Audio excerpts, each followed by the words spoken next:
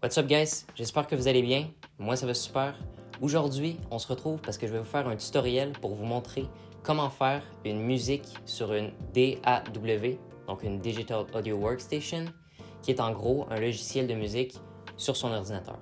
Alors, il y en a plusieurs. Il y a FL Studio, il y a Logic Pro, il y a Ableton et encore d'autres.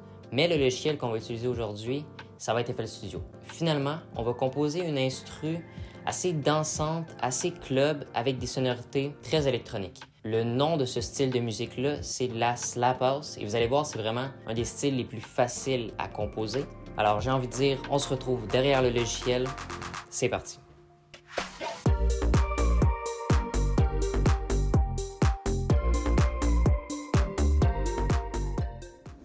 OK, parfait. Donc maintenant, on est devant le logiciel. Comme vous pouvez voir, bon, ça a l'air un peu complexe au début, mais vous allez voir, on va vraiment y aller simplement. Alors, premier truc à faire quand on arrive sur le logiciel, c'est avant tout d'aller ici, dans son Mixer Channel. On va sur son Master, et puis on va sélectionner Soft Clipper.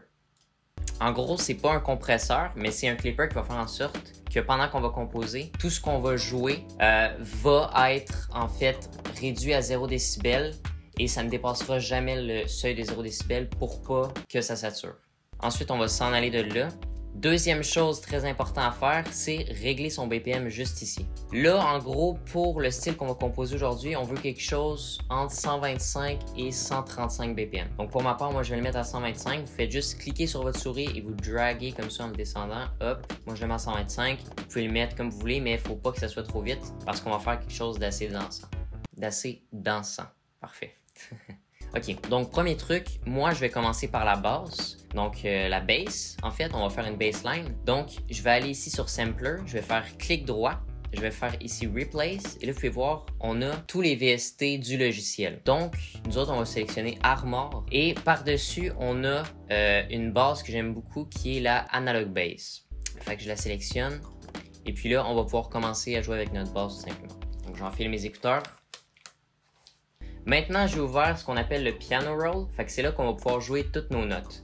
Moi, je vais les écrire, mais bon, quand on devient assez expérimenté, des fois, moi, je le joue sur un synthé, un petit clavier, mais comme vu que vous débutez, on va commencer par les écrire. Vous allez voir qu'on peut faire quelque chose d'assez réaliste quand même. Là, vu que c'est une basse, en l'occurrence, ça va être très simple, mais même avec des pianos ou parfois même avec des guitares, seulement avec une note sur le piano roll, on peut faire quelque chose de bien en ajoutant quelques effets. Ensuite, je vais me rendre ici et très important, ça va être d'aller dans Helper et de sélectionner une gamme. Donc là, pour le morceau que je vais faire en ce moment, je vais rester en G Sharp Minor, mais vous avez une sélection ici de plusieurs gammes et vous pouvez les changer. Donc, très important de sélectionner une gamme pour ne pas faire de fausses notes. Et puis maintenant, vous pouvez voir qu'on a ici des notes qui sont highlightées en blanc et d'autres qui sont en noir. En gros, ceux-là qui sont en noir, c'est eux qui ne sont pas sur la gamme et ceux-là en blanc, ceux qui sont sur la gamme. Donc, ça va être plus facile de nous repérer et de pouvoir bien jouer avec ça après. Donc là, je vais commencer à faire ma bassline. Qu'est-ce que je vais faire ici? Je peux activer, vous voyez, mon tempo qui est 125. Donc, écoutez. Et là, ben, on va jouer là-dessus pour faire une bonne basse. Donc, c'est parti.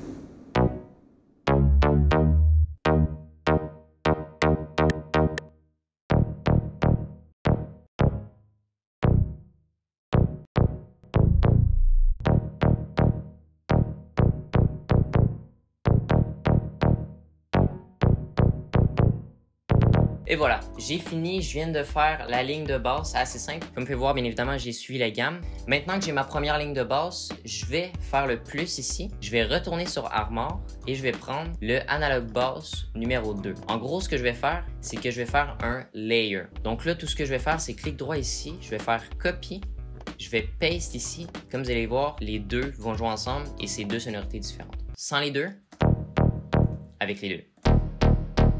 Parfait. Maintenant, on va pouvoir passer au drum. Donc, on va commencer avec le kick. Je vais simplement le prendre et le draguer en dessous ici. Et là, tout simplement, si j'enlève la basse, écoutez le tempo.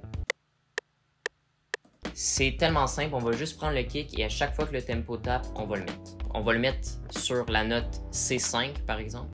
Donc, hop, et je le mets à chaque temps. Maintenant que ça c'est fait, on peut écouter. On va maintenant passer au clap.